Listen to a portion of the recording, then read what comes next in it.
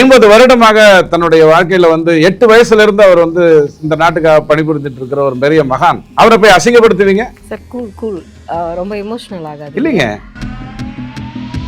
அந்த மாதிரி புத்தகம் யார் கையிலாவது இருந்ததுனாலோ அல்லது ஏதோ ஒரு நெட்ல டவுன்லோட் பண்ணியிருந்தா அது தவறு, நாங்கள் கோர்ட்டுக்கு போவோம்னு சொல்லுது.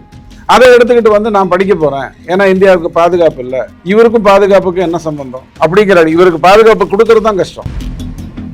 தாட்சியமும் இல்லாத ஒரு அறிவில்லாத ஒரு வேலையை ராகுல் காந்தி செய்வார். அதற்கு பாராளுமன்றம் பொறுத்து கொண்டு இருக்கணும்னு சொன்னால் அது முட்டாள்தனத்தின் உச்சகட்டம். ஜோதிமணி எப்படி செலக்ட் ஆனாங்கிறது எல்லாருக்கும் தெரியும். முதல் லிஸ்ட்ல அவங்க பேரே கிடையாது. அடுத்த லிஸ்ட்ல தான் டி.கே. சிவகுமார் சொல்லி வந்தாருங்கிறது அண்ணாமலை ஐயா உங்களுக்கு எடுத்து சொன்னாரு. இப்படித்தான் போயிருக்காங்க. போயிட்டு அங்க இருக்கை பக்கத்துல இருந்துகிட்டு என்ன பண்ணணும்? இவ்வளவு பெரிய நாட்டினுடைய பிரதமரை அசிங்கப்படுத்துவீங்க? வெக்கம் இல்லை உங்களுக்கு? தோத்து போயிட்டீங்க. 3 தேர்தலா தோத்து போய் வெக்கமான சூடு சோரன் எல்லாம் சுத்திக்கிட்டு இருக்கீங்க. எதிர்கட்சி தலைவர்னு வேற நிக்கிறீங்க. என்ன கேள்வி கேட்க போறீங்க? ஐன்ஸ்டைன் டைரியில உன் பேர் இருந்ததுன்னு கேட்க போறீங்களா? இந்த ஆட்சியில் பங்கு அப்படிங்கிறது விஜயால கொடுக்கணும். காங்கிரஸ் முடிவு எடுக்கணும்னு சொன்னா தன்னுடைய ஸ்ட்ரென்த் அதுக்கு முதல்ல தெரியணும். எவ்வளவு பெரிய கட்சி இன்னைக்கும் கூணி குறுகி நிக்கிறாங்க. தமிழகம் திருந்த வேண்டும் என்று சொன்னால், தமிழகம் உயர வேண்டும் என்று சொன்னால் கூட்டணி ஆட்சி தான் கரெக்ட்னு சொன்னது ஜூன் 2024 அண்ணாமலை ஐயா. அதற்கு பிறகு விஜய் தன்னுடைய முதல் மாநாட்டிலேயே அதை அறிவித்தார். இவங்களுக்கெல்லாம் அது இன்னும் புரியல. பிஜேபி நீங்கெல்லாம் சொல்ற மாதிரி கூட்டணி ஆட்சி அமைக்கும், எடப்பாடி ஐயா முதலமைச்சரா நிறுத்தாது அப்படின்னு எல்லாம் பேசுங்கிறது உண்மைன்னா 140 சீட்டு முதல்ல அதிமுக நிக்கிறதுக்கே அது விடாது.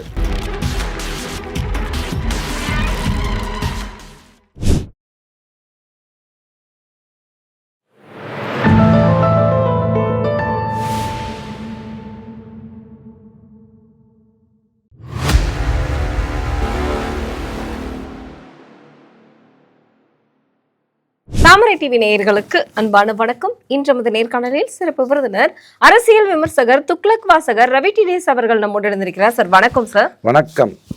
118 எம்பிக்கள் கையெழுத்து போட்டு நம்பிக்கையில்லா தீர்மானத்தை லோக்சபாவில் கொண்டு வந்திருக்காங்க.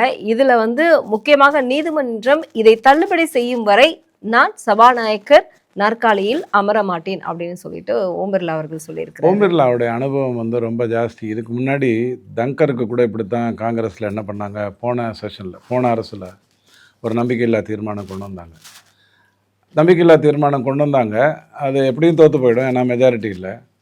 அப்போ ஆட்டோமேட்டிக்காக அதுக்கப்புறம் என்ன பண்ண ஆரம்பிச்சிட்டாங்கன்னா, அவரோட நிறைய பேர், குறிப்பாக இந்த ஜெயராம் ரமேஷ் மாதிரியான மிகப்பெரிய தீவிரவாதிகள்லாம் இருக்காங்க. தீவிரவாதிகள்னால் நடத்தையில், செயலில் இல்லை, எண்ணத்தில் இல்லை. அவங்க அதை பெரிய இஷ்யூவாக கொண்டு போய் அவரோட நிறையா வேலைகளெல்லாம் செஞ்சு, தங்கர் ரொம்ப ரொம்ப திறமைசாலி. ராஜ்யசபாவில் ஒரு தீர்மானத்தை கொண்டு வர்றதுங்கிறது தவறு. எப்போதுமே லோக்சபாவில் கொண்டு வந்து பிறகு ராஜ்யசபாவில் ஒரு தீர்மானம் கொண்டு வரணும். எதுக்கு கொண்டு வந்தாங்க இதை அப்படின்னு சொன்னால், அந்த நீதிபதி ஒருத்தர் வீட்டில், செந்தில் பாலாஜி டெல்லி போயிட்டு வந்ததுக்கப்புறம் நீதிபதி வீட்டில் ஒரு 130 கோடியோ 200 கோடியோ இருந்தது, நெருப்பில் பற்ற வச்சது அப்படின்னு சொல்லி ஒரு சூழ்நிலை வந்தபோது அவர் மேலே ஒரு இம்பீச்மெண்ட் கொண்டு வர்றதுக்காக திமுக சொல்லியிருந்தீங்கன்னா நம்ம சுவாமிநாதன் ஐயா மேலெலாம் இம்பீச்மெண்ட் கொண்டு வர அளவுக்கு மிகப்பெரிய புத்திசாலிகள் அதை கொண்டு வர்றதுக்காக முயற்சி பண்ணாங்க. ராஜ்யசபாவில் முதல்ல நீங்கள் கொண்டு வந்தீங்கன்னா என்ன ஆகிடும்னா, ராஜ்யசபா தலைமையில் தான் அந்த இது நடக்கும். லோக்சபாவுக்கு அங்கே ஆள் இருக்கார். இதே லோக்சபாவில் முதல்ல கொண்டு வந்தீங்கன்னா லோக்சபாலையும் ஒருத்தர் உட்காருவாங்க, ராஜ்யசபாலையும் ஒருத்தர் உட்காருவாங்க. இதுதான் ஆக்சுவலாக டெக்னிக்கல் இஷ்யூ. அதனால் அவர் அதை செய்ய முடியாமல் போச்சு. அவரே காணாமல் போயிட்டாருன்னு ரொம்ப தேட ஆரம்பிச்சுட்டாங்க. யார் மேலே நம்பிக்கையில்லா தீர்மானம் கொண்டு வந்தாங்களோ அவரை வச்சே தப்பு பண்ணிட்டு அவரையே தேடிட்டு இருந்தாங்க. அதே மாதிரியான ஒரு விஷயத்த ஓம் பிர்லா இதில் பண்ண முடியும்னு நினைக்கிறாங்க. ஓம் பிர்லா ஒரு பொய்யை சொல்லலை. அவர் சொன்னதை அர்னாப் ப்ரூவ் பண்ணி காட்டுறாரு. அந்த 8 எம்பிக்கள் குறிப்பாக பெண் எம்பிக்கள் என்ன மாதிரியான ஒரு இது வெல்குள்ளே வந்தாங்க, பிரைம் மினிஸ்டரை சுற்றி கேரோ பண்ணணும்னு முடிவு பண்ணாங்க. அவங்க என்ன வேணாலும் பண்ண முடியும். பிரைம் மினிஸ்டரை என்ன பண்ண முடியும்? துப்பாக்கி எடுத்து புட்டு சுற்ற முடியுமா? அது கிடையாது. ஆனால் எப்படி வேணாலும் அசிங்கப்படுத்த முடியும். எப்படி வேணாலும் அசிங்கப்படுத்திட்டு அதை ஒரு செய்தியாக்கிட முடியும். உடனே இந்த அல்ல கைகளுக்குன்னு வாஷிங்டன் போஸ்ட்டில் போடுறதுக்குன்னு அங்கே 200 ரூபாய் யூபிஸ்லாம் இருக்காங்க. உலகம் பூரா பிரைம் மினிஸ்டர் அவமதிக்கப்பட்டார், ஏன்னா காரணம் பெண்களுக்கு பாதுகாப்பு இல்லை. எதை வேணாலும் சொல்லாமே. அவமதிக்கப்பட்டதுக்கு அப்புறம் நீங்கள் எதை வேணாலும் காரணமாக சொல்லாமே, இல்லாதையும் பொல்லாதையும் சொல்லாமேங்கிற மாதிரி திட்டமிட்டாங்க. அது நிரூபணமாச்சு. அவங்க தப்பு பண்ண முயற்சி செய்தாங்கங்கிறது நிரூபணமாச்சு. இப்போ போய் அதுக்காக நம்பிக்கையில்லா தீர்மானம் கொண்டு வருவேன்னு சொன்னால் ராகுலுக்கு வந்து ஏதாவது ஒரு அடிப்படை அறிவு இருக்கா? இல்லையா? ரொம்ப சந்தோஷம், அது எங்களுக்கே தெரியும் ரொம்ப வருஷமா. குறைந்தபட்சம் ஒரு 4 பேர்கிட்ட கேட்டு, ஏப்பா இந்த மாதிரி கொண்டு வர்றதுனால என்ன நடக்க போகுது, அதுதானே அதில் இருக்கக்கூடிய முக்கியம். உதாரணத்துக்கு சொல்கிறேன், ராமதாஸ் ஐயா சொன்ன மாதிரி அன்புமணி அவங்க அம்மா மேலே பாட்டில் தூக்கி வீசாரு. எந்த பாட்டில்? பிளாஸ்டிக் பாட்டிலா அல்லது கிளாஸா சொல்லலை. அந்த மாதிரி நம்பிக்கையில்லா தீர்மானம். எதுக்கு நம்பிக்கையில்லா தீர்மானம்? அவர் என்ன தப்பு பண்ணுறாரு? என்ன பேச விடலை. எதை பேச விடணும்? வெளியிடாத புத்தகம். நேற்றுக்கு பெண்குவின் எடுத்து சொல்லியிருக்கு, அந்த புத்தகத்தை நாங்கள் வெளியிடவே இல்லைங்க. இது இருந்ததுன்னா அது தப்பு. அந்த மாதிரி புத்தகம் யார் கையிலையாவது இருந்ததுனாலோ அல்லது ஏதோ ஒரு நெட்டில் டவுன்லோட் பண்ணியிருந்தா அது வந்து தவறு, நாங்கள் கோர்ட்டுக்கு போவோம்னு சொல்லுது. அதை எடுத்துக்கிட்டு வந்து நான் படிக்க போகிறேன், ஏன்னா இந்தியாவுக்கு பாதுகாப்பு இல்லை. இவருக்கும் பாதுகாப்புக்கும் என்ன சம்பந்தம் அப்படிங்கிறாரு. இவருக்கு பாதுகாப்பு கொடுக்கறது தான் கஷ்டம். எங்கே போவாருன்னு தெரியாது, யாரோட எந்த தீவிரவாதியோட பேசிகிட்டு இருப்பாருன்னு தெரியாது. இவருக்கு எப்படி பாதுகாப்பு கொடுக்கறது? நாளைக்கு இவருக்கு ஏதாவது ஒன்று ஆச்சுன்னா ஆக வேண்டாம், ஆச்சுன்னா அதுக்கு பதில் சொல்ல வேண்டியதும் இந்த ஒரு பொறுப்பற்ற ஒரு கொஞ்சம் கூட ஒரு எந்த ஒரு தாட்சிணியமும் இல்லாத ஒரு அறிவில்லாத ஒரு வேலையை ராகுல் காந்தி செய்வார். அதற்கு பாராளுமன்றம் பொறுத்து கொண்டு இருக்கணும்னு சொன்னால் அது முட்டாள்தனத்தின் உச்சகட்டம். ஆனா பிரதமருடைய இருக்கைக்கு பக்கத்துல போனாவே வந்து அவரை தாக்குறதுக்கான வேலை இல்ல அச்சுறுத்தலுக்கான வேலை தான் அப்படின்னு அவங்க எடுத்துக்கிட்டா அதுக்கு நாங்க யாரு பொறுப்பாக முடியும்னு அவர்கிட்ட எதுக்கு போகணும்? கையெடுத்து கும்பிட்டுருக்காரு, நீங்க அந்த பக்கம் போங்க அப்படின்னு சொல்லி கேட்டிருக்காரு. அதாங்க, இப்ப நீங்க அவர்கிட்ட போக வேண்டிய அவசியம் என்ன? பாராளுமன்றத்தில் உங்களுக்கு இருக்கை கொடுத்துருக்காங்க, திறமை இருக்கோ திறமை இல்லையோ உங்களை தேர்ந்தெடுத்து மக்கள் அங்க அனுப்பியிருக்காங்க, போயிட்டீங்க. ஜோதிமணி எப்படி செலக்ட் ஆனாங்கிறது எல்லாருக்கும் தெரியும். முதல் லிஸ்ட்ல அவங்க பேரே கிடையாது, அடுத்த லிஸ்ட்ல தான் DK சிவகுமார் சொல்லி வந்தாருங்கிறது அண்ணாமலை ஐயா உங்களுக்கு எடுத்து சொன்னாரு. இப்படித்தான் போயிருக்காங்க. போயிட்டு அங்க போய் அங்க இருக்கை பக்கத்துல இருந்துகிட்டு என்ன பண்ணணும்? நாளைக்கு ஸ்டாலின் ஐயா கிட்ட மெட்ரோ ட்ரெயினில் ஒருத்தர் பக்கத்தில் வந்தார், பலாருன்னு அடித்தார். எதுக்கு அடித்தார்? மெட்ரோ ட்ரெயினில் ஸ்டாலின் பக்கத்தில் நிற்கிறது என்னங்க தப்பு? நான் ஒரு செல்ஃபி எடுத்துக்கூடாதா? தெரிஞ்சோ தெரியாமலோ அவர் உழைச்சி தான் முதலமைச்சராக வந்தார், இல்லைன்னு சொல்லலை. அவரும் ஒரு பர்த் சர்டிஃபிகேட்டில் வந்தவர் தானே. கருணாநிதி ஐயா மேலே இருக்கிற ஆசையில் கூட அவர் மேலே செல்ஃபி எடுத்துக்கலாமே. எதுக்கு போகிறீங்க? இப்போ ஒரு உதாரணத்துக்கு நயன்தாரா வராங்கன்னு வச்சுக்கோங்க, ஏதோ ஒரு உதயநிதி கனெக்ஷன் அப்படி இப்படின்னு ஒரு பெரிய விழா, நயன்தாரா வர்றாங்கன்னு வச்சுக்கோங்க. நயன்தாரா பக்கத்தில் போய் நான் இப்படி நிற்கணும்னு நினச்சா ஏங்க பக்கத்தில் நிற்கக்கூடாதா அப்படின்னு நீங்கள் கேட்பீங்களா?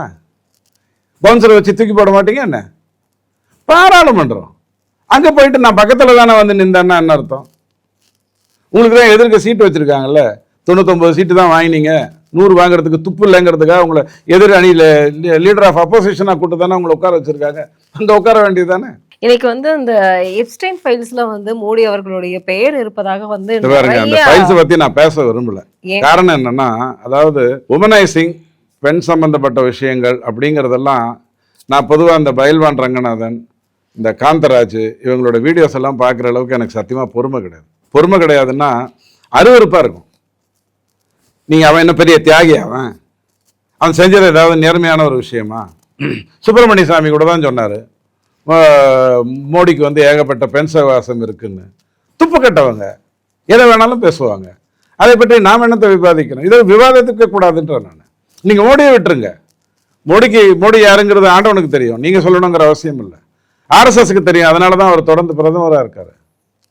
ISISக்கு தெரிஞ்சவர் இல்லை மோடி.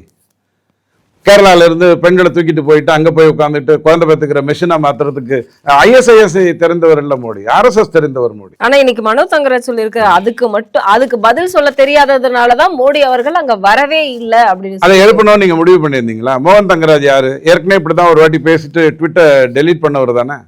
அவர் ட்ராக் ரெக்கார்டு எங்களுக்கு தெரியும் இல்ல. சுதா MP அவர்களும் அதான் சொல்லியிருக்காங்க, எங்களுடைய தலைவர் கேட்ட கேள்விக்கு பதில் சொல்றதுக்கு திராணி இல்லாததுனால அவர் அங்க வரல. ஏங்க திராணி இல்ல, என்ன கேள்வி கேட்கணுங்கிறது ஒண்ணு இருக்குல்ல. கவுண்டமணி கிட்ட செந்தில் கேட்ட மாதிரி இந்த காரை வந்து அந்த நடிகை வச்சுட்டு இருந்தா அந்த நடிகை யார் வச்சுட்டு இருந்தாங்கிற மாதிரி கேள்வி கேட்பீங்களா? வெக்கமா இல்ல? பாரத தேசத்தினுடைய பிரதமர் அவர். 192 நாட்டுல வணங்குகின்ற ஒரு பிரதமர் அவர். உன்ன மாதிரி அப்பனுக்கு பிறந்ததுனால பிரதமர் ஆகல, அல்லது எதிர்கட்சி தலைவர் ஆகல. ஒருத்தருக்கு பிறந்ததுனால முதலமைச்சர் பதவிக்கு வரல, அல்லது பிரதமர் பதவிக்கு வரல, அல்லது எதிர்கட்சி தலைவரா இல்ல. 50 வருடமாக தன்னுடைய வாழ்க்கையில வந்து 8 வயசுல இருந்து அவர் வந்து இந்த நாட்டுக்காக பணிபுரிஞ்சிட்டு இருக்கிற ஒரு பெரிய மகான். அவரை போய் அசிங்கப்படுத்துவீங்க? ரொம்ப எமோஷனல் ஆகாது இல்லைங்க, பேசும் பொழுது எதை பற்றி பேசணும், யாரை பற்றி பேசணுங்கிறதுக்கு ஒரு தரம் இருக்கு. பொதுவாகவே ஒரு பெண்ணை பற்றி பேசும்போது நமக்கு வார்த்தைகள் வந்து கரெக்டாக வரும். நிச்சயம். பையனா கொஞ்சம் எதாச்சும் பேசிட்டு போயிடுவோம். அந்த மாதிரியான ஒரு விஷயம் வேணும். இவ்வளோ பெரிய நாட்டினுடைய பிரதமரை அசிங்கப்படுத்துவீங்க, வெக்கமில்லை உங்களுக்கு, தோத்து போயிட்டீங்க, 3 தேர்தலாக தோத்து போய் வெக்கமான சூடு சோரன் எல்லாம் சுற்றிக்கிட்டு இருக்கீங்க, எதிர்கட்சி தலைவர்னு வேற வந்து நிற்கிறீங்க. என்ன கேள்வி கேட்க போறீங்க? ஐன்ஸ்டைன் டைரியில் உன் பேர் இருந்ததுன்னு கேட்க போறீங்களா? அவன் என்ன கள்ளக்கடத்தலா? ஆனா ராகுலுடைய பெயருமே 2 தடவை வந்திருக்கு அப்படின்னு ஐயா, நான் இதெல்லாம் ஏன் பேசுறது இல்லைன்னு சொன்னா, அவன் செய்யறது ஒரு நாதாரித்தனமான ஒரு வேலை. ஆனா அவர் உயிரோடவே இல்லையே இப்போ. பாருங்க, நாதாரித்தனமான ஒரு வேலையை ஒருத்தர் செஞ்சிருக்கான். அதை வைத்துக்கொண்டு பாராளுமன்றத்தில் பேசணும்னு சொன்னா, இன்னைக்கு இருக்கக்கூடிய இளைய தலைமுறைக்கு என்னுடைய தேசத்தை பத்தி இருக்கிற அபிப்பிராயமே வேற. நீங்க 50-60 வருடமாக சீரடிச்சு அசிங்கப்படுத்தி கேவலப்படுத்தினதெல்லாம் முடிஞ்சு போச்சு. அடுத்த 24 வருடங்களுக்கு நோக்கி நாங்க போயிட்டு இருக்கோம். உலகில் 100வது ஆண்டை பெரிய வல்லரசாக கொண்டாடுறதுக்கு கொண்டு போயிட்டு இருக்கோம். டெவலப்பிங் கண்ட்ரின்னு தான் உங்களால கொண்டு வந்து முடிஞ்சது. ஒரு மிகப்பெரிய எம்பையரா கொண்டு போறோம். இந்த இடத்துல போய் இதெல்லாம் பேசிக்கிட்டு இருக்கீங்க. கண்டிப்பா சார். இன்னைக்கு வந்து ஓம் பிர்லா அவர்களுடைய இந்த நம்பிக்கையில்லா தீர்மானத்தில் நான் நாற்காலியில் அமர மாட்டேன்னு சொல்லியிருந்தார் இல்லையா? இது வந்து பாராட்டுக்குரிய ஒரு விஷயம் அப்படின்னு வந்து சொல்றாங்க. ஏன்னா அங்க தவறு நடக்க இருக்கிறது அப்படிங்கிறது முன்னாடியே அவர் தெரிஞ்ச ஒரு நல்ல செய்தியை நல்ல விஷயத்த செஞ்சிருக்காரு. இப்போ இந்த 13 நாட்களுக்கு பிறகுதான் இந்த நோட்டீஸை வந்து கையில் எடுத்து தள்ளுபடி செய்யறதுக்கான வாய்ப்புகள் இருக்கும் அப்படின்னு சொல்ல வருது. இது அடுத்தது எப்போ இது வந்து ஒரு பாராளுமன்றம்ங்கிறது யார் வேண்டுமானாலும் ஸ்பீக்கர் நிலையில் உட்கார வைக்கப்பட்டு, தம்பிதுரை ஐயா கூட உட்காருவார், யார் வேணாலும் உட்காருவாங்க தேர்ந்தெடுக்கப்பட்டிருந்தால். ஸோ அந்த அடிப்படையில் அது ஒன்றும் பிரச்சனை இல்லை. ஒன்று மட்டும் புரிஞ்சுக்கோங்க, இந்தியாவுடைய சிஸ்டம்ங்கிறது வந்து இன்னாரை நம்பி, இன்னாரை தொழுது, இன்னாரை வழிபட்டு அப்படின்னு நடக்கிற நேரு இந்திரா காந்தி காலத்து இந்தியா இல்லை. இது இங்கே வந்து அந்தந்த பொறுப்புக்கு அவங்கவுங்க வந்துடுவாங்க. இப்படித்தான் இந்த பிரச்சனை. அவர் மட்டும் அந்த அசிங்கத்தை நடக்க விட்டுருந்தாருன்னு வச்சுக்கோங்க, என்ன ஆயிருக்கும்? ஒரு உதாரணத்துக்கு சொல்கிறேன். துப்பாக்கி எடுத்து சுடணும்னு ஒரு உங்களுக்கு தான் தீவிரவாதி பழக்கங்கள்லாம் சோரஸ் கிட்ட இருந்து எல்லாம் வரிசையாக இருக்குல்ல, பங்களாதேஷில் தீவிரவாதி, பாகிஸ்தான் தீவிரவாதி, எல்லாரும் உங்களுக்கு தெரியுமே. சுட்டுட்டீங்கன்னு வச்சுப்போம் மோடியை, அதுக்கப்புறம் வருத்தப்படுவீங்களா? ஒரு ப்ரிகாஷனுக்கு நீங்கள் வண்டி ஓட்டிட்டு வர்றீங்கல்ல, நீங்கள் வண்டி ஓட்டிட்டு வர்றதுக்காக அந்த பாதையை எந்த அளவுக்கு க்ளீன் பண்ணுறாங்க.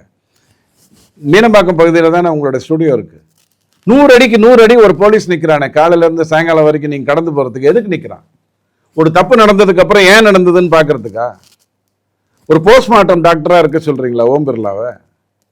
அவர் ஒரு ஃபேமிலியோடைய டாக்டர், பாராளுமன்றத்தினுடைய டாக்டர். ஒரு தவறு நடக்க விட்டுட்டதுக்கு அப்புறம் பண்ண சொல்றீங்களா? நடக்கலைன்னா அதுக்காக விட்டுருவீங்களா? ஒரு பேச்சுக்கு சொல்கிறேன், நீங்கள் ஒரு ஃபயர் இன்ஜினை கூப்பிடுறீங்க, இல்லைங்க அந்த ஏரியாவில் ஒன்றும் ஃபயர் ஆகாதுங்க பார்த்துக்கோங்க அப்படின்னு அவன் ஃபோன் பண்ணால் என்ன பண்ணுவீங்க? அந்த ஃபயர் நடந்ததுக்கு அப்புறம் அவனை வர சொல்கிறீங்களா? அல்லது அவன் வந்துட்டான்னு வச்சுக்கோங்க, அவன் வரும்போது உங்களுடைய வீடு வந்து பாதுகாப்பு ஆயிடுச்சுன்னு வச்சுக்கோங்க, ஏப்பா சொன்ன உடனே வந்துட்டேன், ஒன்றுமே நடக்கல அப்படின்னு அவனை கிண்டல் பண்ணுவீங்களா? ஒரு விஷயம் தெரிந்தால் அந்த விஷயத்தை கரெக்டாக அணுக வேண்டும் என்பதற்காகத்தான் ஒரு பொறுப்பில் அவரை உட்கார வைத்திருக்காங்க. ஊதாரித்தனமாக சுற்றிட்டு இருக்கிறதுக்கு இல்லை. வாஜ்பாய் ஐயா மேலே எனக்கு 2 கோபம் எப்போதுமே உண்டு. மிகப்பெரிய மகான், மிகப்பெரிய மகான், மாற்று கருத்தே இல்லை. நான் பேசுறது கூட எனக்கு தகுதி கிடையாது. ஆனால் பாஸ்டன்லேருந்து 1999 ஒரு ஆளை காப்பாற்றி கொண்டு வந்து இந்தியாவில் உட்கார வச்சாரு பாருங்க, அது மிகப்பெரிய தப்பு வாஜ்பாய் ஐயா பண்ணது. போகட்டும் புறம்போக்குன்னு விட்டுருக்கணும். அதுதான் ஃபர்ஸ்ட் தப்பு அவர் பண்ணது. 2வது, ஜெயலலிதா அம்மாவுடைய பிரச்சனையை சரியாக புரிஞ்சுக்கொள்ளாமல் சுப்பிரமணிய சாமியை விட்டு இந்த மாதிரியான வேலையை செய்ய சொல்லி இன்னைக்கு நாம 11 வருடமா ஆண்டுட்டு இருக்கோம். ஆனா 99லேருந்து தொடர்ந்து ஆண்டிருந்திருப்போம். 25 வருடங்களாக நம்ம ஆண்டுட்டு இருப்போம். மிகப்பெரிய இந்தியாவை இவ்வளவு நேரத்துல நம்ம பார்த்திருப்போம். இந்த 2 தப்பு தான் அவ்வளோ பெரிய மகான் தன்னுடைய வாழ்க்கையில செய்தது.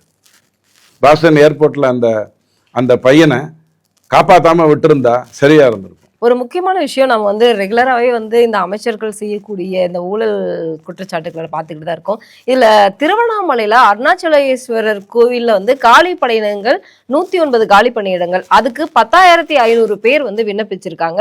இதில் முக்கியமாக வந்து அவர்கள் எல்லாமே நேர்காணலாக நேரடியாக வந்து அவங்கள வந்து இன்டர்வியூ பண்ணி பணியிடங்களுக்கு எடுக்கிறாங்க. ஆனா இதுல அரசும், அதாவது திமுக ஆளும் கட்சியும் வந்து தலையிட்டு ஒரு பதவிக்கு 8 லட்சத்திலிருந்து 12 லட்சம் வரைக்கும் வந்து இதுல வந்து லஞ்சம் வாங்குவதாக, அதுல முக்கியமா அமைச்சர் வேலு அவர்கள் ஃபைனல் லிஸ்ட் ரெடி பண்ணி கொடுத்து அவங்க வேலைக்கு வருவாங்க 3 மாதத்தில்னு சொல்லியிருக்காங்க. 3 மாதத்துல எலெக்ஷன் வந்துருமே, அதுக்குள்ள நீங்களே போயிருவீங்களே, அதுக்குள்ள பணி கொடுங்கன்னு சொல்லிட்டு பணம் கொடுத்தவங்க எல்லாருமே இன்னைக்கு ஏவா வேலுவின் கழுத்தை நெரித்து கொண்டு இருப்பதாக ஒரு தகவல் வெளியாயிருக்கு. ஒரு விஷயம் புரிஞ்சுக்கோங்க, கோட் ஆஃப் கான்டாக்ட் வந்துருச்சுன்னு வச்சுக்கோங்க, அதுக்கப்புறம் நீங்கள் ஒன்றும் பண்ண முடியாது. அதாவது தேர்தலை அறிவிச்சிட்டாங்கன்னு வச்சுக்கோங்க, அதுக்கப்புறம் நீங்கள் எதுவும் பண்ண முடியாது. அதுக்குள்ள எல்லா விதமான தவறுகளையும் எல்லா விதமான வேலைகளையும் செய்வாங்க. இது எந்த ஒரு அரசுக்கு ஓட்டு போடும்போது, ஒரு கட்சிக்கு ஓட்டு போடும்போது நீங்கள் ஏதோ ஒரு கணக்கில் போட்டுட்டு அதற்கப்புறம் எத்தனை விஷயங்கள் நடக்க போகுதுங்கிறத புரிஞ்சுக்கோங்க. 400 டெண்டருக்கு மேலே ஜிசிசியில் 4000 கோடிக்கு மேலே இருக்கிற டெண்டர் எல்லாத்தையுமே இப்போ விட்டுட்டு இருக்காங்க. ஏன் விட்டுட்டு இருக்காங்கன்னா, அங்கேருந்து அறிவிக்க வந்துருச்சுன்னா நீங்கள் ஒன்றுமே பண்ண முடியாது. ஏற்கனவே அறிவித்த திட்டங்களில் வேகமாக பண்ணுறதுக்கு உங்களுடைய கவனம் இருந்ததுன்னா அது ஆக்கப்பூர்வமான விஷயம். முடிந்த அளவுக்கு அடுத்த வருடத்துக்கான டெண்டர் எல்லாத்தையும் இப்போவே விட்டு அதில் காசை பார்த்துடலாம், அவனுக்கெல்லாம் ஒரு ஏரியாவை கொடுத்து திமுகவுக்காக வேலை செய்ய வைக்கலாம் அப்படிங்கிற மாதிரியான ஒரு வேலையை திமுக செய்யும். இது அறநிலையத்துறையில் நீங்கள் பேச வேண்டியது இந்த மாதிரி வேலைக்கு வர்றவங்களை பற்றி இல்லை. அறநிலையத்துறை இருக்கணும் அல்லது இல்லாமல் போகணும். அது எடப்பாடி ஐயார் 2026 என்ன முடிவெடுக்க போறாருன்னு தெரியாது. முதலமைச்சர் ஆனதுக்கு அப்புறம் என்ன முடிவெடுக்க போறாருன்னு தெரியாது. ஆனால் அறங்காவலர்களை உடனடியாக ஒவ்வொரு கோவிலுக்கும் நியமிக்க வேண்டிய கட்டாயம் இருக்கு. அறங்காவலருக்கு தான் அதிகாரம் இருக்கு. அறநிலையத்துறைங்கிறது கோவிலுக்கு வாசல்ல உட்கார வேண்டிய ஒரு சாதாரணமான ஒரு துறை. அந்த ஒரு பணிக்கு பலரிடம் வசூல் செய்வதாக தான் இன்னைக்கு குற்றச்சாட்டு எழுந்திருக்கு. அது நடக்கத்தானே செய்யும். திமுக ஓட்டு போட்டுட்டு அந்த மாதிரி லஞ்சம் வாங்காம வேலை கொடுப்பான்னு எப்படி எதிர்பார்க்கறீங்க? சரி, லஞ்சம் கொடுத்துட்டு வர்றவனை மட்டும் நாளைக்கு நீங்க ஒரு பேச்சுக்கு இந்த தப்பு பண்ணவனை கூட்டு கொண்டு போய் ஜெயிலில் போடுறதுனால பிரச்சனை முடிஞ்சிருச்சா? அப்ப அந்த 109 பேர் திருப்பி வேலைக்கு வந்துட்டு தப்பு பண்ண போறானே, பணம் கொடுத்துட்டு வர்றவன் கோவில் அதுவும் தப்பு பண்ண போறானே, இதுதானே நம்ம வருத்தப்படணும். 65 நாள் சிக்கன் 65 முடிச்சிட்டோம். அதுக்கப்புறம் கறி வறுவல் செய்து சாப்பிடுங்க. இந்த அரசு ஒழிஞ்சதுன்னா அதுக்கு மேல எல்லாமே நல்லது நடக்கும். இன்னைக்கு இது எந்த ஊடகங்கள்லயுமே பேசப்படலை. சென்னை யூனிவர்சிட்டியில் பார்த்தீங்க அப்படின்னா அதுவே கடனில் இருக்குது. பெரிய பெரிய வல்லுநர்கள், பெரிய பெரிய நபர்கள் எல்லாமே ஒரு நல்ல பதவியில் இருந்திருக்காங்க. குடியரசுத் தலைவர் இப்போ இருக்கக்கூடிய ராதாகிருஷ்ணன் ஐயா ஆகட்டும், அப்துல் கலாம் ஐயா ஆகட்டும், எஸ்வி சந்திரசேகர ஆகட்டும், எல்லாருமே ஒரு நல்ல பதவியில் பொறுப்பில் இருந்தவர்கள். அப்படி ஒரு நபர்களை உருவாக்கிய ஒரு கல்லூரி கடனில் இருக்குது. அந்த கல்லூரியில் 4000 கோடி மதிப்பில் இருக்கக்கூடிய நிலங்களை அபகரிக்கிறது. இந்த குற்றச்சாட்டை சொன்னதுக்காக அந்த நிலங்களை அரசே அபகரித்து கொண்டு விட்டது அப்படின்னு ஒரு குற்றச்சாட்டு இன்னைக்கு எழுந்திருக்கு. இது உண்மையா? ஏன் சென்னை பல்கலைக்கழகம் ஏன் இன்னைக்கு கடன்ல இருக்கு? யூனிவர்சிட்டி ஆஃப் மெட்ராஸ் கடன்ல இருக்கிறதுங்கிறது ஒரு தவறு இல்லை. அதாவது என்னைக்குமே இந்தியா கடன்ல இருக்குன்னு ஒரு பொய்ய சொல்லுவாங்க. இந்தியா கடன்ல இருக்குன்னா 85% ஆஃப் ஒரு வருஷ ஜிடிபி, ஒரு வருட ஜிடிபிக்கு 85% நம்ம கடன் வாங்கியிருக்கோம். உலக நாடுகள் எடுத்துக்கிட்டால் அதை விட பன்மடங்கு அதிகமாக இருக்காங்க. எந்த ஒரு அமைப்புமே கடன் வாங்குவதில் எந்த தப்பும் இல்லை. அந்த கடனை கேபிட்டல் எக்ஸ்பெண்டிச்சராக, முதலீடாக, ஆக்கப்பூர்வமாக செலவு பண்ணுறாங்கன்னா எந்த தப்பும் இல்லை. வாழ்க்கை நடத்துவதற்கே, சம்பளம் கொடுப்பதற்கே, கடனுக்கு வட்டி கட்டுவதற்கே கடன் வாங்கிட்டு இருந்தாங்கன்னா தான் பிரச்சனை வரும். யூனிவர்சிட்டி ஆஃப் மெட்ராஸுங்கிறது ஒரு தனி என்டிட்டி தானே, இல்லைன்னு சொல்ல. பட் எல்லா இடத்துலையும் நீங்கள் யோசிச்சு பாருங்கள், வேந்தராகவும் துணை வேந்தராகவும் முதலமைச்சரே நியமிக்கலாங்கிற ஒரு சூழ்நிலை வந்திருந்ததுன்னா இதெல்லாம் எங்க கொண்டு போய் முடியும்னு யோசிச்சு பார்த்தீங்கன்னா உங்களுக்கு தெரியும். நல்ல வேலையா ஆளுநர் RN ரவி அதை தடுத்தாருங்கிறத விட சட்டத்தை எடுத்து சொன்னாரு. UGC மூலமாக நாமினேஷன் வரணும்னு சொல்லி இன்னி வரைக்கும் கிட்டத்தட்ட 1.25 வருடம் ஆயிடுத்து அந்த தீர்ப்பை அவங்க வாங்கி. ஆனால் அவங்களால துணைவேந்தர்களையோ வேந்தர்களையோ, இதுதான் ஒரு துணைவேந்தர் பதவிக்கு ஏன் ஒருத்தன் வர்றான்னா இதுக்காகத்தான் வர்றான். அதையெல்லாம் தடுத்து நிறுத்திட்டு இருக்கக்கூடிய ஒரு நல்ல விஷயம் தான் நடந்துட்டு இருக்கு. உண்மையை சொன்னா இந்த பர்டிகுலர் வழக்கை பற்றி அது எங்க பிரச்சனையாக வந்தது அப்படிங்கிறத பத்தி எனக்கு பெரிய அளவுல தகவல் தெரியாது. ஆனால் இந்த மாதிரியான விஷயங்கள் யதார்த்தமாகவே நடந்து கொண்டுதான் இருக்கு. அவங்க இந்த இயக்கம், அறப்போர் இயக்கம் மாதிரியான அற்புதமான மனிதர்கள் இதை எடுத்துக்கொண்டு சொல்றாங்க. நாம பார்த்துட்டு இருக்க வேண்டியதெல்லாம் என்ன, இந்த அரசை, இந்த திமுகவை முதல்ல அழிச்சு விடுறதை தவிர வேற எதுவுமே வழி கிடையாது. அப்படிங்கிறத தவிர இதுல பேசுறதுக்கு என்கிட்ட எதுவும் இல்லை. கேசவ விநாயகன் அவர்கள் இன்னைக்கு பதவியிலிருந்து எடுக்கப்பட்டிருக்கு. அவருக்கு ஒரு சமுதாய நலனுக்கு பதவி கொடுத்திருக்கிறது அப்படிங்கிறது ஒரு நல்ல ஒரு விஷயம்தான். இருந்தாலும் அவர் 10 வருடங்களாக அந்த பதவியில் இருந்து எதற்காக நீக்கப்பட்டார் அப்படிங்கிறது தான் இன்னைக்கு கேள்விக்குறியான ஒரு விஷயமா. நேற்றுக்கு அண்ணாமலை திருப்பூர்ல ஒரு பேட்டி கொடுத்துருக்காரு. அதுல தயவு செஞ்சு அதை பாருங்க. இவங்க திமுகவை பற்றி பேசக்கூடாதுங்கிறதுக்காகவோ அல்லது காங்கிரஸ்ல நேற்றுக்கு ராகுல் காந்தியை சந்திச்சு என்ன பேசினாங்க, தாவேக்காவோட போக போகிறாங்களா, திமுகவில் இருக்க போகிறாங்கிறதெல்லாம் பேசக்கூடாதுங்கிறதுக்காக இந்த மாதிரி விஷயங்களை கொண்டு வராங்க. ஆர்எஸ்எஸ்ல வந்து சிலதெல்லாம் இயல்பாக நடந்து கொண்டிருக்கும், ரொம்ப இயல்பாக நடக்கும். இல்ல 10 வருடங்களாக எதற்கும் ஆசைப்படாத ஒரு நபர், தன்னை விளம்பரப்படுத்திக் கொள்ளாத ஒரு நபர்கள் வந்து ஆர்எஸ்எஸ்ல இருக்காங்க. அப்படி ஒரு நபர் வந்து இன்னைக்கு ஏன் பதவி நீக்கம் செய்யப்படல? இல்லைங்க, இப்போ நீங்கள் சொல்கிறது எப்படி இருக்குன்னா, கேர்ள்ஸ் ஹாஸ்டலில் வெறும் கேர்ள்ஸே இருக்காங்கங்கிற மாதிரி நீங்கள் சொல்கிறீங்க. கேர்ள்ஸ் ஹாஸ்டலில் கேர்ள்ஸ் தான் இருப்பாங்க. ஆர்எஸ்எஸ்ல இருந்தால் நல்லவங்க தான் இருப்பாங்க. நல்லவங்களில் கொஞ்சம் நல்லவன், பெரிய நல்லவன், சுமார் நல்லவன் யாராவது இருக்காங்களா? 100% நல்லவங்க தான் இருப்பாங்க. ஸோ அந்த மாதிரி இந்த பர்டிகுலர் இதில் இருந்து அவருக்கு வந்து வேற ஒரு பொறுப்பை கொடுத்ததை பற்றி ஒரு சாமானியனாக அண்ணாமலை, அதாவது ஆர்எஸ்எஸ் சார்ந்து அவர் ஒன்றும் பேசலை. அவர் சொல்லும்போது இதை ஆர்எஸ்எஸ் விளக்கி கொள்ளும், ஆனால் நான் வந்து இது எதுக்காக இவங்க பண்ணுறாங்க, கேரளத்துக்கு எதுக்காக ஆட்கள் தேவை, மற்ற இடங்களில் ஆர்எஸ்எஸ்னுடைய அமைப்பு ரீதியாக யார் வேணும், ஒரு போர் வீரனாகத்தான் கேசவ விநாயகம் ஐயா இன்னொரு இடத்துக்கு மாற்றலாகி போறாரு அப்படிங்கிறதெல்லாம் உங்களுக்கு தெளிவாக விளக்கி சொல்லியிருக்காரு.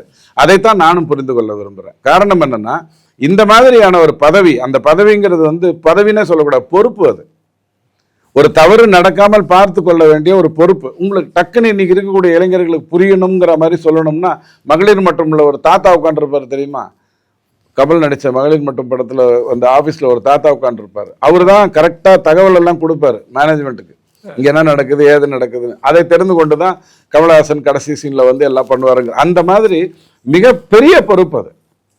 ஆனால் அப்படியே அமைதியாக தன் வேலையை பண்ணிட்டு இருக்கும். கேசவ விநாயகன் மாதிரியான அமைதியான மனிதர்களால் தான் அதை பண்ண முடியும். ஆனால் விமர்சனுக்கு அப்பாற்பட்டவர்கள் யாரும் இல்லை. அவரை விமர்சிக்கக்கூடிய அளவுக்கு எனக்கு தகுதி இல்லை. அதோட நான் அதை நிறுத்திக்கிறேன். ஆட்சியில் பங்கு ஒத்து வராது, இதை வந்து நான் ஸ்ட்ராங்கா நான் சொல்லிக்கிறேன் அப்படின்னு வந்து ஸ்டாலின் அவர்கள் சொல்லியிருக்கிறாரு. இது முக்கியமா அதுக்கு வந்து செல்வ பெருந்தகை என்ன சொல்லியிருக்கிறாருன்னா, இது வந்து அவங்க முடிவு பண்ணிப்பாங்க. அவங்க என்ன, அதாவது வந்து சோனியா காந்தி அவர்களாக இருக்கட்டும், மாநில தலைவர் ராகுல் காந்தியாக இருக்கட்டும், இதை பற்றி வந்து அவங்க முடிவு பண்ணிப்பாங்க, ஆனா கூட்டணி மட்டும் உறுதி அப்படின்னு சொல்லியிருக்கேன். என்னுடைய சகோதரர் இது வந்து ஆட்சியில் பங்கு இல்லைங்கிறத அவருக்கும் தெரியும்னு சொல்லியிருக்கிறார் ஸ்டாலின். காமராஜ் அவர்களை விமர்சித்த போதே செல்வ பெருந்தகை ஸ்டாலின் ஐயாவை போய் பார்த்துட்டு வந்துட்டு பேசிட்டோம், ஒத்துட்டாங்க, இதோட அந்த மேட்டரை முடிச்சிருங்க, இதை அரசியலாக்காதீங்கன்னு சொல்லக்கூடிய செல்வ பெருந்தகை நம்ம ஆள். அவர்கிட்ட போய் நீங்கள் இந்த கூட்டணியை பற்றி கேட்பாரு, எங்களுக்கு ஆட்சியில் பங்கு வேண்டும், நாங்கள் வந்து 230 தொகுதியில் பிஜேபி இந்தியாவை எதிர்கொண்டிருக்கின்ற பெரிய கட்சி, நாங்கள் தென்னகத்தில் 2 மாநிலத்தில் ஆட்சியில் இருக்கோம், ஒரு மாநிலத்தில் ஆட்சிக்கு வரப்போகிறோம், இங்கே தான் கொஞ்சம் கூனி குறுகி இருக்கும், கொஞ்சம் நிமிந்துக்கணும்னு நினைக்கிறோம், கொஞ்சம் நிமிர விடுங்க அப்படின்னு பேசுவாருன்னு நீங்கள் எதிர்பார்க்குறீங்களா? கூட்டணி இந்த ஆட்சியில் பங்கு அப்படிங்கிறது விஜயால கொடுக்க முடியும். காங்கிரஸ் வந்து முடிவு எடுக்கணும்னு சொன்னால் தன்னுடைய ஸ்ட்ரென்த் அதுக்கு முதல்ல தெரியணும். எவ்வளோ பெரிய கட்சி இன்னைக்கும். நான் 99ன்னு சொல்லி கிண்டல் பண்ணுவேன், ராகுல் காந்தி பொறுப்பற்று தெரிகிறாருன்னு சொல்லுவேன். ஆனால் கட்சின்னு பார்த்தீங்கன்னா காங்கிரஸ் வந்து மிகப்பெரிய கட்சி. இன்னைக்கும் கூனி குறுகி நிற்கிறாங்க.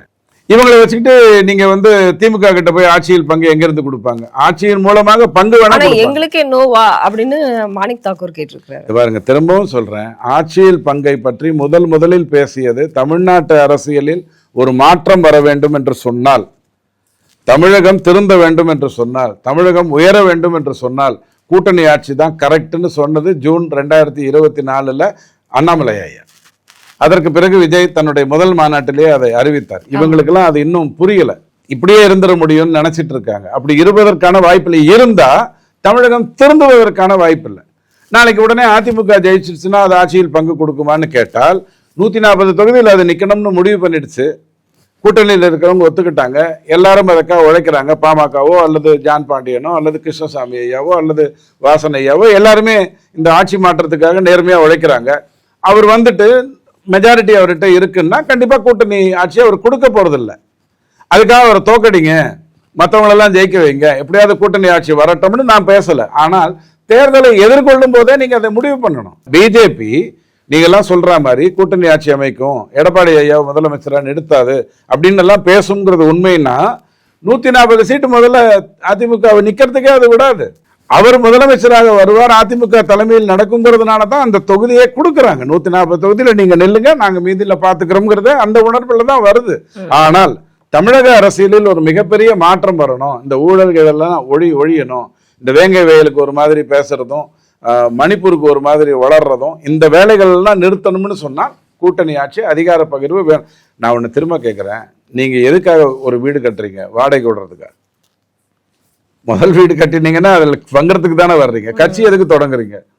அதிகார பகிர்வு இருந்தால் தானே உங்களுக்கு யாருக்கு வேணுமோ, உங்களுடைய சித்தாந்தம் என்னவோ, உங்கள் மக்கள், உங்களை நம்பின தொண்டர்களுக்கு நல்லது செய்ய முடியும். கண்டிப்பா. அப்படி இல்லாமல் நீங்கள் சும்மா குரூப் ஃபோட்டோலேயே நின்றுட்டு இருந்து கோரஸ் பாடுற பாடகையா இருக்கு. நான் பச்சையாகவே சொல்கிறேன், கோரஸ் பாடுறது தப்புன்னு நான் சொல்லலை. கோரஸ் பாடுறதுக்கு ஒரு திறமை வேண்டும். ஆனால் வாழ்க்கை பூரா நான் கோரஸ் பாடுறதேன்னு ஒரு முடிவு பண்ணிட்டாங்கன்னா அது ஒரு மிடில் கிளாஸ் லிவிங். இல்லை நான் பாடகையா வரணும் அப்படின்னு நான் நினைக்கிறதும், டியூட்ல 2 பேர்ல ஒருத்தரா பாடணும் அப்படிங்கிறதும், அல்லது ட்ராக்கையாவது நான் தனி பாடணும், சசிலா பாடுறதுக்கு பதிலாக நான் ட்ராக் பாடணும், இப்படி நினைக்கிறது ஒரு பாடகி பண்ற தப்பா? கூட்டணியில் ஆட்சி பங்கு வேணும்னு கேட்கறது தப்பா? இல்லையே. அவங்க கோரஸ் பாடுறதுக்கு வரலையே. நான் திரும்பவும் சொல்றேன், கோரஸை நான் இழிவுபடுத்தல. பட் அதுவே பண்றது அப்படி பாடுறதுக்காக வர்றான், தன்னுடைய திறமையை காட்டணுங்கிறதுக்காக வர்றாங்க. ஸோ ஒவ்வொரு குயிலும் எப்படி பாடகையா வரணும்னு நினைக்குதோ அந்த மாதிரிதான் ஒவ்வொரு கட்சியும் அதிகார பதவிக்குள்ள வரணும்னு நினைக்கணும். அதை பிஜேபி எல்லா இடத்துலையும் நிரூபிக்குதே. ஒடிசால மட்டும் கூட்டணி நடந்திருந்தால் இன்னைக்கு பட்நாயக்குடைய கட்சி, பிஜேபியுடைய கட்சி ரெண்டும் சேர்ந்து தான் ஆட்சி அமைச்சிருக்கும். மகாராஷ்டிராவில் அப்படித்தான் நடக்குது. ஆனால் குஜராத்திலேயோ மத்திய பிரதேசிலேயோ 25 வருடமாக 23 வருடமாக ஜெயிச்சு கொண்டிருக்கிறதுனால அவங்க ஆல்ரெடி ஐக்கியமாக இருப்பாங்க. காங்கிரஸ்ல இந்த தேர்தலுக்கு முந்தின தேர்தலில் ஜெயிச்ச 11 பேர் பிஜேபியில் ஐக்கியமாயிட்டாங்க. அது உங்களால ஒன்றும் பண்ண முடியாது. இருக்குங்க தனி கட்சி நடத்திட்டு இதில் நம்ம நேரம் வந்துடுற மாற்றம் முடிஞ்சுச்சு. ஸோ ஆட்சியில் பங்குங்கிறது தமிழகத்தை மாற்றும் என்று அண்ணாமலை சொன்னார். அதை செய்வதற்கு என்ன வேலைகளோ அதை பிஜேபியும் செய்யணும், அதிமுகவும் செய்யணும். திமுக செய்யாது, அதை அந்த மாதிரி பண்ணவே பண்ணாது. ஏன்னா அது ஒரு மன்னராட்சிக்காகவே தோற்றுவிக்கப்பட்ட ஒரு கட்சி. அங்க மற்றவங்களாம் இருக்காங்களேன்னு சந்தோஷப்பட்டுக்கோங்க. அந்த குடும்பத்தை சாராதவர்கள் கூட அந்த கட்சியில் எங்கேயோ இருக்காங்களேன்னு நீங்க சந்தோஷப்பட்டுக்கணும், அவ்வளவுதான்.